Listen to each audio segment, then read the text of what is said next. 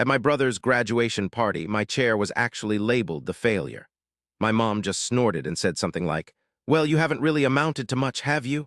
So I raised my glass and said, "Here's to the one who keeps a roof over your heads."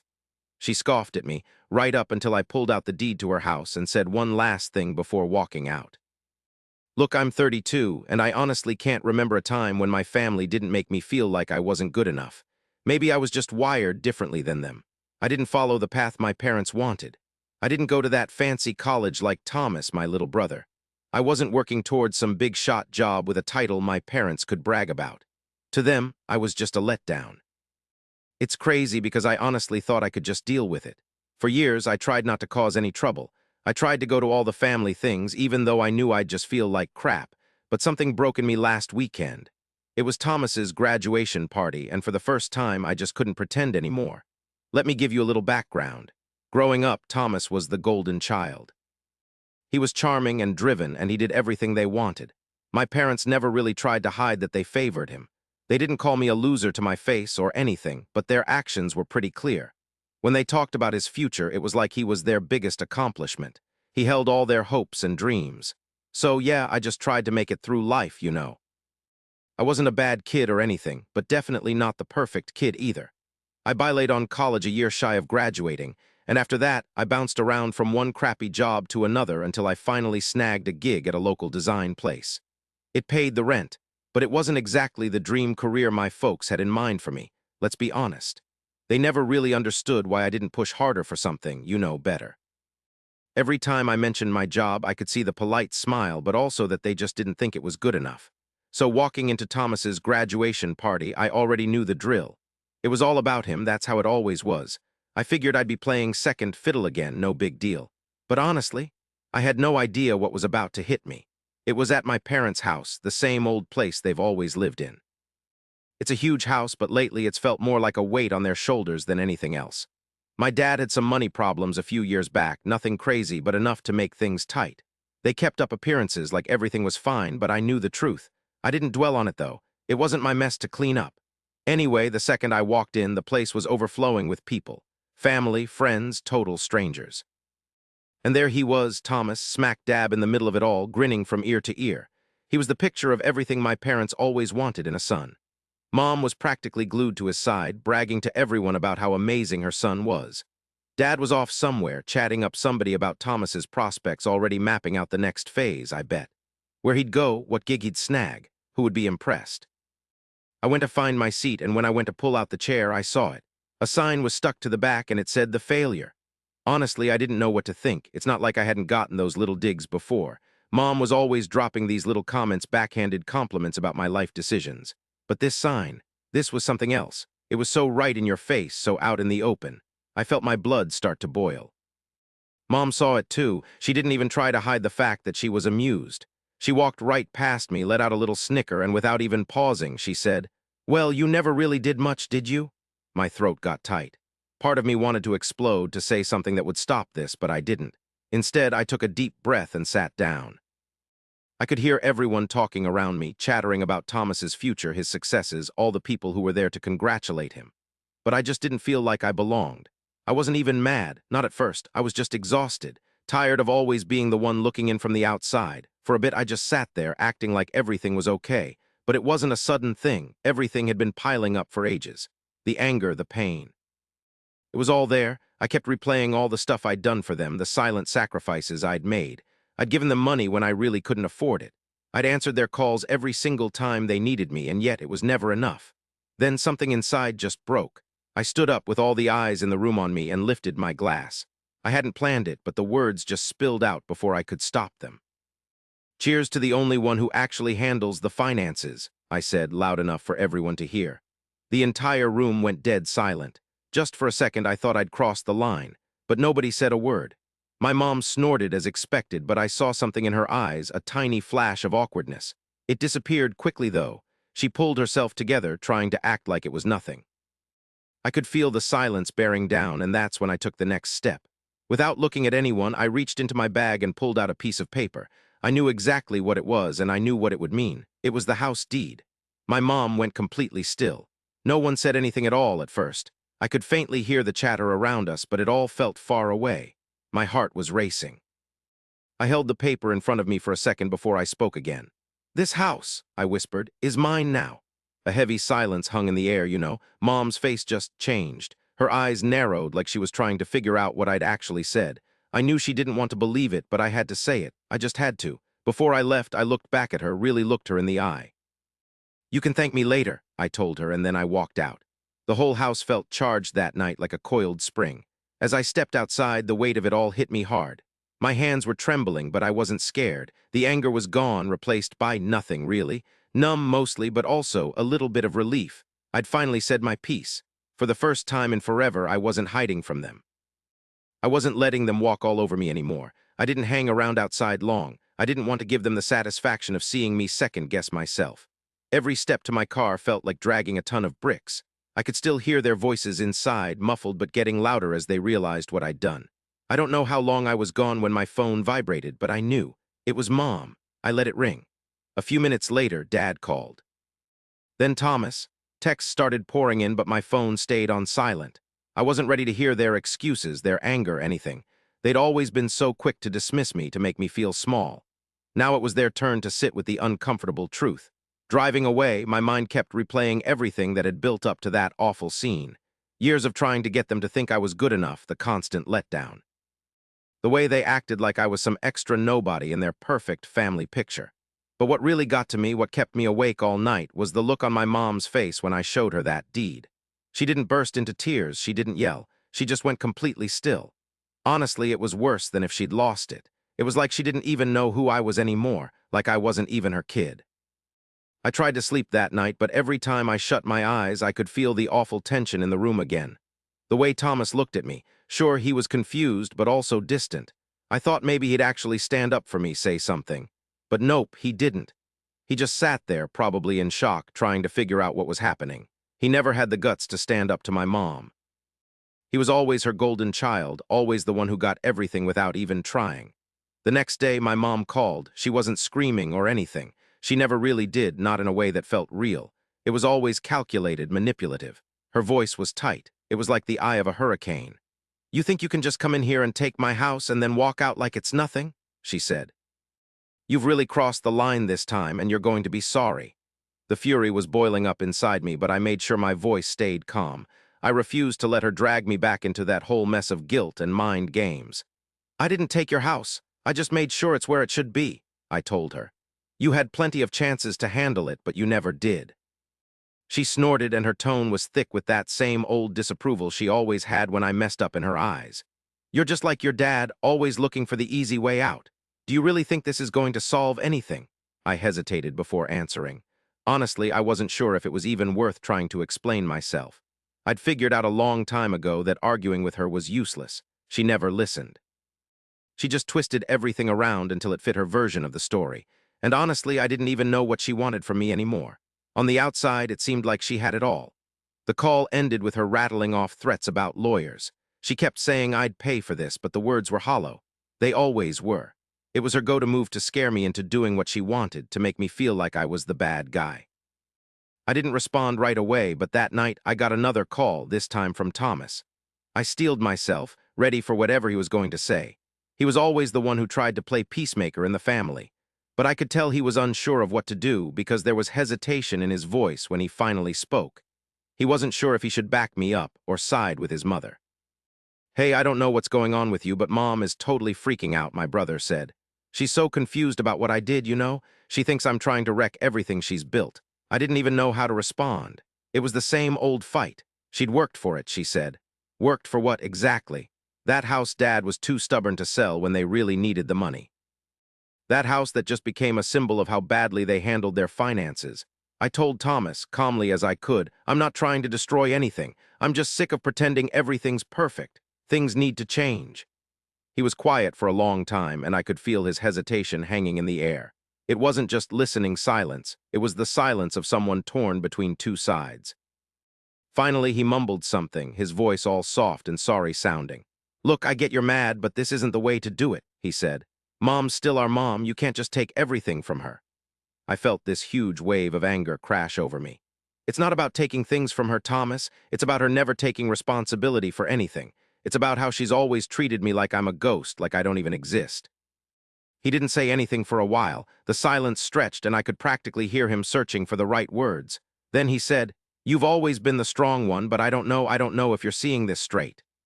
It might not be as terrible as you think," he said, and those words just landed. It wasn't just the words themselves, but the way he said them. It was like he was trying to tell me I wasn't tough enough to see the truth, like I was just being overly sensitive, totally unreasonable. He was, without even realizing it, taking her side. And that was when I knew things weren't going to get better. My mom wasn't going to change a thing.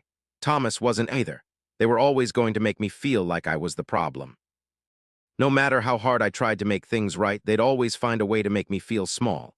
That night after we hung up, I just sat there in my apartment, so quiet, and I felt this weird combination of nothingness and almost peace. I just torched a relationship, and I wasn't sure if it was the right thing to do. But there was no going back. Absolutely no going back. The next few days were still, too still. At first, it felt like a huge weight had been lifted, like I could finally take a real breath without my family's expectations hanging over me. But as the quiet stretched out, I realized it wasn't a release. It was just the eye of the storm. My phone wouldn't stop going off. My mom was calling, texting, and even emailing, all with the same garbage. Threats, guilt trips, and a never-ending river of manipulative messages designed to make me feel like the bad guy. My dad, of course, stayed silent. I didn't expect him to say anything, not after all this time. He was a coward, you know, never faced anything directly, especially not Mom. He just kept himself out of it all. Thomas, though, he was different. His calls were constant, but not to check on me. He wanted to know if I was going to make up with Mom if I'd change my mind. He acted like he was staying neutral, but it was obvious whose side he was really on. He'd always say stuff like, "You can't do this to her, she's your mother." But he didn't get it. He never had to live with her constant criticism, the feeling that I was always second-rate. Thomas was always the perfect son. He made Mom feel good about herself, like she was a great mom, all because of his accomplishments. He never questioned her, never argued back. That was his role, and it always worked for him. He got all the praise, the attention, the love. I got nothing. But now he had to deal with me. He wouldn't say it, but I'd hit my limit. I wasn't going to be the invisible kid anymore. And even though I hated to admit it, that old anger was bubbling up again, especially toward him. Because deep down, I knew he wasn't just neutral, he was part of it. He always had been. He was complicit in how Mom treated me. At first, I had no idea what I was going to do next. I wasn't sure how far I should go with all this, how much I should reveal. I didn't want to completely ruin them, but I wanted them to get it, to truly grasp how they'd treated me all this time. I wanted them to feel the burden I'd been lugging around, the years I'd given up things, the times I'd bitten my tongue just to keep the peace. They owed me, but I didn't want to jump the gun. I spent a lot of time figuring out what to do next. I could already picture how it would go. Their inevitable explosion, the way my mom would try to guilt-trip me back into the fold. But I wasn't going to let her have the pleasure of me just walking away. Nope, I wanted her to seriously regret everything. The house, the whole thing. I hadn't even told Thomas the whole story, but here's the deal. My mom had been talking about selling the house for ages. It had become more trouble than it was worth, especially with all the money problems they were having. They'd put it off time and time again, but the fact was, they couldn't afford to keep it up much longer. My dad was hoping Thomas would step in, but Thomas was too wrapped up in his own stuff to care. So here's what I decided. I'd play it cool. I wasn't going to take the house away from them right now. Instead, I'd make them face their own mess. I'd let them think they still had some control. I'd give them enough room to mess things up themselves. I knew Mom would want the house to stay in the family, even though she'd always acted like it was a total pain. It was like a trophy, a sign of how well she'd done.